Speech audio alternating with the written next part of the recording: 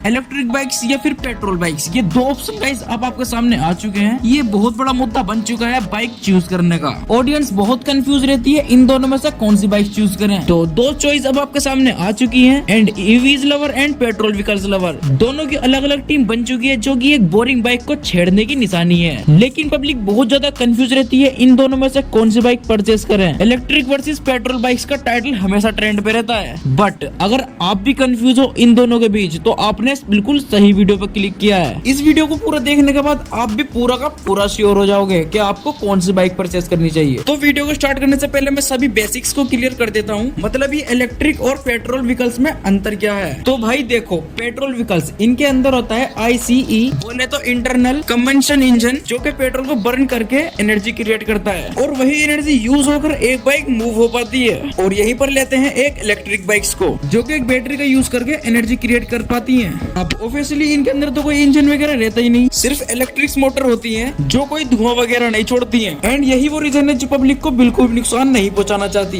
But जो petrol bikes हैं वो एनर्जी जनरेट करती हैं पेट्रोल को जला जला कर, जो कि प्रोड्यूस करती है कार्बन डाइऑक्साइड एंड और भी ऐसी गैसेस को जो हमारे पर्यावरण को नुकसान पहुंचाती हैं। लेकिन अगर हम एक अच्छे माइंड से सोचे तो ईवीज इज परफेक्ट। लेकिन मैं आपको एक बात और बता देता हूँ, आप लोग एक बात नोटिस करना, इलेक्ट्रिक बाइक्स का प्राइस कुछ ज्यादा ही महंगा होता है पेट्रोल बाइक्स के मुकाबले। ये हर एक इलेक्ट्रिक व्हीकल का सीन है। ये वो बाइक है जो एक राइडर के दिल से उतर जाती है। लेकिन अगर एक इलेक्ट्रिक बाइक का एवरेज देखा जाए 100 से 120 किलोमीटर तक की रेंज का प्रोवाइड कर सकती है, जो कि मैं जेन्युइनली कहूंगा बहुत सही है। ये तब तक सही है जब आप अपनी बाइक्स को सिटी के अंदर घुमा रहे हो। अगर आप 10 से 20 किलोमीटर राइड करते हो डेली तो ये आपके लिए बिल्कुल बढ़िया चॉइस है। अगर आप इसको गलती से रॉन्ग राइड पर ले गए ना तो ये आपको इतना चलवाएगी जब तक इसका चार्जर नहीं मिल जाता। और यहीं पर हमारी पेट्रोल बाइक्स, अगर इसका पेट्रोल खत्म हो जाए तो हमारे इंडिया के लोग पिछवाड़ा उठाकर और अपनी पकड़ बनाकर बाइक की चौक उठाकर पेट्रोल पंप पर ही ब्रेक मारते हैं। लिटरली 5 मिनट लगते हैं बस। और हमारी इलेक्ट्रिक बाइक में ऐसा बिल्कुल भी नहीं है। लेकिन अगर ये रोड पर बंद हुई ना तो अभी तक अपने इंडिया में ईवीज के लिए चार्जिंग चार्जर बहुत कम है। और आप कभी लॉन्ग राइड पर गए हो और बीच में ये कहीं खराब हो जाए तो आपका सारा प्लान खराब है। एक तो वैसी चार्जिंग पॉइंट इतने कम है और आपको अगर गलती से मिल भी गया तो 2 घंटे आपके वहाँ पे खराब। जब एक बाइक पूरी बैटरी पे डिपेंडेड है तो उसका प्राइस कितना होगा,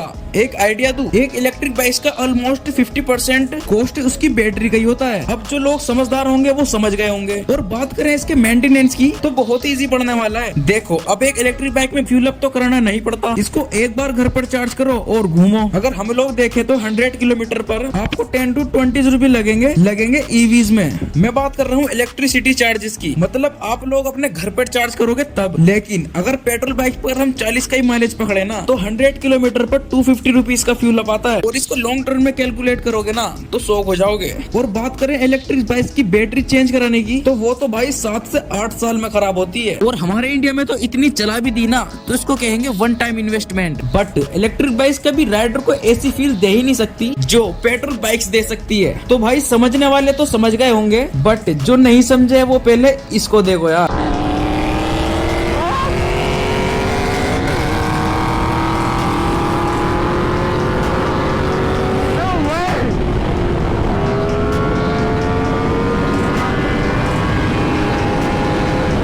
अगर ईवीज का फुल्ली एरा भी आ जाए ना तो हम मिस करते रहेंगे इन पेट्रोल बाइक्स को, इनकी खतरनाक दहाड़ों को। भाई मैं तो सोच भी नहीं सकता अगर 2050 तक एक पेट्रोल पावर इंडिया से गायब हो जाए, और वो इतना शांत होने के बाद भी मेरे कानों में चुभेगा यार। तो मेरा तो कहना ये है, ना तो फुल्ली इलेक्ट्रिक व्हीकल्स आने चाहिए ना तो पेट्रोल पावर्ड। और जो भाई भी मेरी बात से सहमत है वो वीडियो को लाइक करके चैनल को सब्सक्राइब कर दो यार।